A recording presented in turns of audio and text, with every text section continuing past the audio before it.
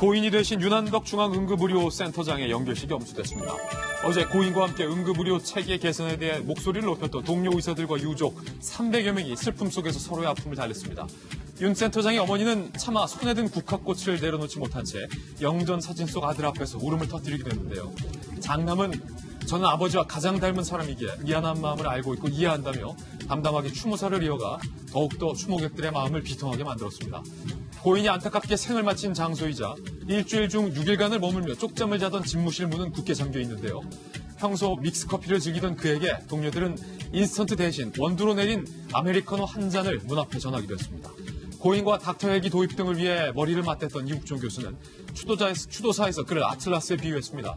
지구를 떠받치고 있는 신화 속의 거인 아틀라스처럼 윤 센터장이 위태롭게 홀로 짊어졌던 짐을 이어받겠다며 앞으로 도입할 닥터 헬기에 윤 센터장의 이름을 새겨넣겠다고 약속했습니다. 눈을 감기 2주 전쯤 윤 센터장은 이국종 교수에게 국종, 올해도 잘 넘겨야 할 텐데 힘내! 라고 말했던 일화가 전해지기도 했습니다.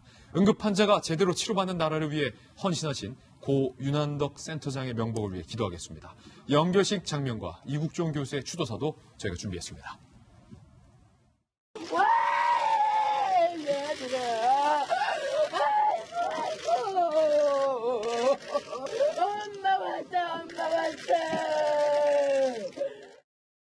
응급환자가 제때 제대로 치료받을 수 있는 나라를 만드는 평생의 꿈이 아버지로 인해서 좀 더 이루어질 수 있기를 간절히 바랍니다. 저희가 도입하는 응급의료 헬기 내에는 선생님의 계곡을 항상 준비할 것이며 선생님이 탑승 시 타기처 혼동하시지 않도록 기체 표면에는 선생님의 조난과 함께 콜사인인 아틀라스를 크게 박아놓을 것입니다. 저는 선생님께서 반드시 저희와 함께 비행하실 것을 믿습니다. 이 박용진 의원님 정말로 안타까운 일이고 또 저를 포함한 많은 분들이 좀 가슴이 찡했던 그런 연결식의 장면들이었는데 특히 이국종 교수가 동지이자 유일하게 기댈 수 있었던 그 선배 윤한덕 센터장을 떠나보내면서 너무 마음을 아파했어요.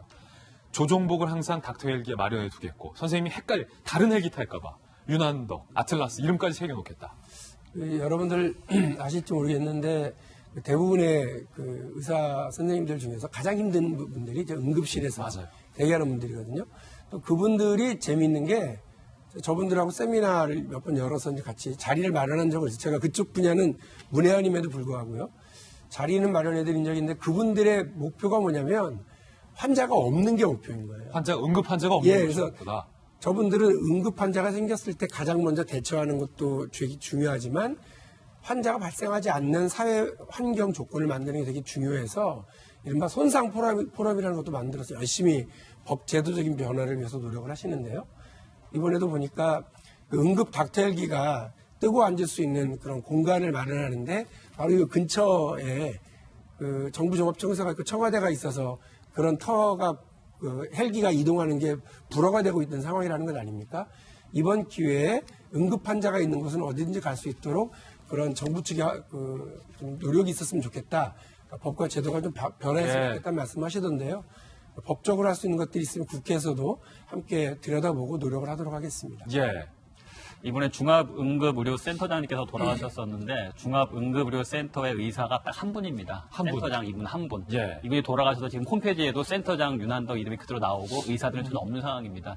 국가에서 가장 이제 응급의료에 있어서 이제 아주대 이국종 교수님만큼이나 좀 국가에서 관리하는 곳에도 의사가 한 분밖에 없을 정도로 우리나라 외과라든가 응급의학 같이 3기업적인 의사들이 몰리지는 않고 있거든요. 예. 그러니까 이제 박용진 의원께서 제도적 뒷받침을 마련해 주셨었는데 말씀을 해 주셨었는데 그럼 외과라든가 그렇게 뭐 이제 의료 사고가 많아지고 사람들이 피해하는 의과에 있어서는 좀 국가의 정책적 지원을 해야 됩니다. 의료 수가라든가 여러 문제에 있어서 왜 의사들 지원을 안 하고 성형외과 피부과로만 몰리는지 그건 사실 돈은 안 되고 잘못되면 무조건 소송 걸리고 그다음 환자들에 대한 요구는 점점 높아지고 좀 피하는 것이거든요. 중앙응급의료센터 의사가 한 분밖에 없다라는 것이 얼마나 좀 안타까운 현실인지 진짜 그야말로 맹정수를 못해서 죽는 시대가 올 수도 있고 좀 거기에 대해서 좀 꼭 고민을 많이 해주셨으면 좋겠습니다. 좋은 말씀 해주셨어요. 박정환 대표님 청와대 계셨으니까 잘 아시잖아요. 국립의료원 청와대 바로 가깝잖아요.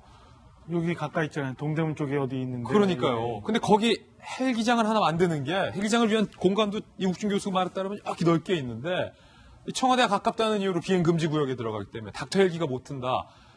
중앙국립의료원에 닥터 헬기장 하나 없다는 거 이거 어떻게 안 됩니까? 우리 윤 센터장께서 마지막 숨을 거두신 그 집무실이자 숙소이자였던 아까 화면에 나왔던 작은 벽돌의 그 공간에서 그 창밖을 쳐다보면은 그 넓은 잔디밭이 있대요. 그 잔디밭에 그 이국종 교수가 언젠가는 H자로 이렇게 손을 그을 정도로 헬기가 앉을 수 있는 적당한 공간이 있는데도 불구하고 지금 국립중앙의료원에는 헬기가 앉을 수 없는 상황입니다. 좀 전에 박용진 의원 말씀 주셨지만 청와대가 가깝고 정부 종합청사가 가깝기 때문에 비행 금지 구역으로 설정돼 있다지만 사실은 응급 상황에 있어서 환자를 구출할 수 있는 응급 닥터 헬기 같은 경우는 아무 때나 수시로 들고 날 수 있게 우리가 법률적으로도 좀 조정해 줄 수 있는 문제고요. 청와대가 아무리 가깝다 하더라도 예. 제가 잃어본 경험에 의하면 거기 헬기 들고 날고 한다고 해서 일하는데 방해가 되거나 아니면 거기서 무슨 청와대 그 공간을 그 촬영을 해서 뭐 불온하게 쓴다거나 이런 위험 전혀 없어요. 그러니까 너무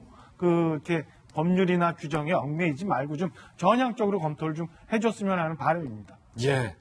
윤한덕 센터장이 우리 정부가 훈장을 추수할 계획이라고 하는데 훈장 추수 좋은데 그의 뜻, 닥터 헬기장 좀 풀어주시길 바라겠습니다.